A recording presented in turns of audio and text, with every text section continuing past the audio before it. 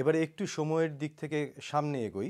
1971 সাল বাংলাদেশের মুক্তিযুদ্ধের সময়, উত্তাল সময়, এবং আপনি সেই সময় বাংলাদেশের মুক্তিযুদ্ধে সক্রিয়ভাবে অংশগ্রহণ করলেন। আপনি স্বাধীন বাংলা বেতার কেন্দ্রের একজন সক্রিয় কণ্ঠশিল্পী ছিলেন। সে সময়কার স্মৃতি আপনার মুখ থেকে শুনতে চাই। আমরা ঢাকা শহর থেকে বেরিয়ে গেলাম 29শে মার্চ। তারপরে সেখান থেকে ভারতে আমরা ঢুকলাম আমার বাবা মা ভাই বোন নিয়ে 12ই জুন, এবং 15-16 জুনের মধ্যেই আমি স্বাধীন বাংলা বেতার কেন্দ্রে চলে গেলাম। তো তখন কেবল বেতার তো শুরু হয়েছে, গিয়ে দেখি শুধু আপেল মাহমুদ, আব্দুল জব্বার, মান্না হক, মোর্শেদ আলী চাঁই, আর কেউ ছিল না, আমি গেলাম। তখন ওই যেদিন গেলাম সেদিনেই আমি খুব পরিশ্রান্ত ছিলাম। আমাদের একটা বাড়ি ছিল, দোতলা বাড়ি, সেই দোতলা বাড়ির নিচতলা ছিল খাওয়ার ঘর। ওই খাওয়া দাওয়া করে আমি শুয়ে আছি। ডক্টর টি হোসেনের ছেলে ছিল সমবয়সী, ওর সঙ্গে কথা বলতেছিলাম একটু একটু যে ঢাকার কী খবর। তো আমি উপরে যাচ্ছি রেস্ট নেওয়াতে, ও বললো যে একটু শোন। শুয়ে কথা বলতে বলতে ঘুমিয়ে গেছি। তো আপেল মাহমুদ এসে সন্ধ্যার সময় ডাকতেছে, মামু মামু ওঠ ওঠ।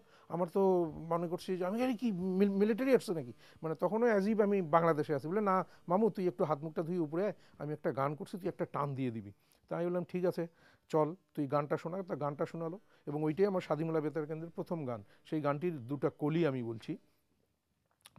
তীর হারাই এই ঢেউয়ের সাগর পাড়ি দেব রে, আমরা কজন নবীন মাঝি হাল ধরেছি শক্ত করে রে, তীর হারাই এই ঢেউয়ের সাগর পাড়ি দেব রে।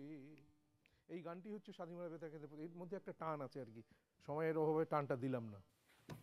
রথীন্দ্রনাথ রায়, আপনার গানের একটা বিশেষত্ব হচ্ছে আপনার গলার যে স্কেল, এই স্কেল তো অত্যন্ত সামান্য সংখ্যক শিল্পীর মধ্যে আমরা দেখি।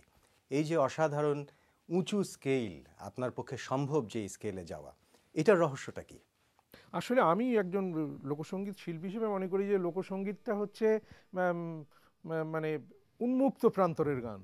অর্থাৎ এটা ঘরের বৈঠকি গান না, এটা হচ্ছে কৃষকের গান, এটা হচ্ছে মাঝির গান, এটা হচ্ছে গাড়িয়ালের গান, মানে শ্রমজীবী কর্মজীবী মানুষের গান।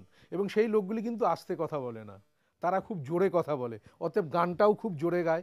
কারণ এই খেতে একজন মজুর কাজ করছে, দুইজন, এখানে একজন গান করছে, চার চক পরে আর 5জন কাজ করছে, এখানে যে গান গাচ্ছে ওইখান থেকে সে রেসপন্ড করছে। তো এই কমিউনিকেশনটা যদি রিলেটেড না হয় তাহলে ও রেসপন্ড করবে কি করে? এই জন্য এটা খুব উঁচু স্কেলের প্রয়োজন আমি মনে করি। যদিও এটা আল্লাহ প্রদত্ত জিনিস, এটা উপরে কিছু বলা যায় না, তবে আমি মনে করি এই লোকসঙ্গীতের চরিত্রটাই হচ্ছে উন্মুক্ত।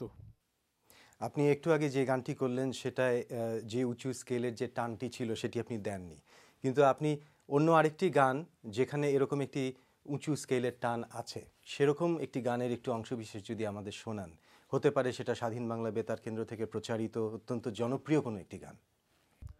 ঠিক আছে, আমি তাহলে স্বাধীন বাংলা বেতারের আমার গাওয়া ওই গানটি করি।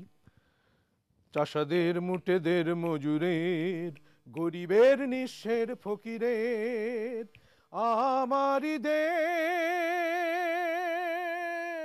সব মানুষের, সব মানুষের, সব মানুষের